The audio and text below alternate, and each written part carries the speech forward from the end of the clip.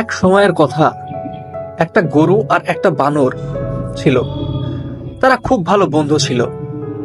তারা সারাদিন মজা করত, গল্প করত আর একসাথে ঘুরে বেড়াতো। একদিন গরু মাঠে ঘাস খাচ্ছিল। বানর এলো আর বলল, বন্ধু, কৃষকের বাগানে পাকা ফল হয়েছে, চল না একটু খেয়ে আসি। গরু বলল, না না, এটা ঠিক না, এটা কৃষকের পরিশ্রমের ফল। বানর বলল, আরে তুই দাঁড়া, আমি খাবো, তুই শুধু দেখবি, কেউ কিছু বলবে না।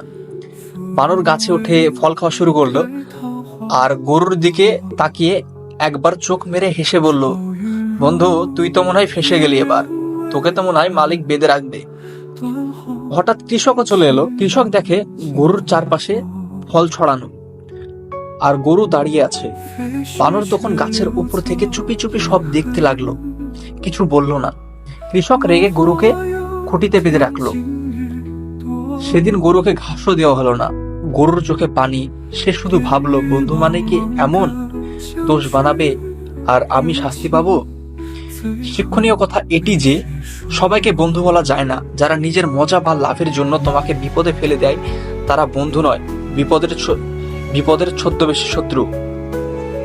বন্ধুরা, আপনারা যদি ফেসবুক পেজ থেকে দেখে থাকেন এই ভিডিওটি, তো অবশ্যই আমাদের পেজটিকে ফলো করবেন। আর যদি ইউটিউব চ্যানেল থেকে দেখে থাকেন, তবে আমাদের ইউটিউব চ্যানেলটি অবশ্যই সাবস্ক্রাইব করবেন। থ্যাঙ্কস ফর ওয়াচিং বন্ধুরা, দেখা হচ্ছে নেক্সট ভিডিওতে।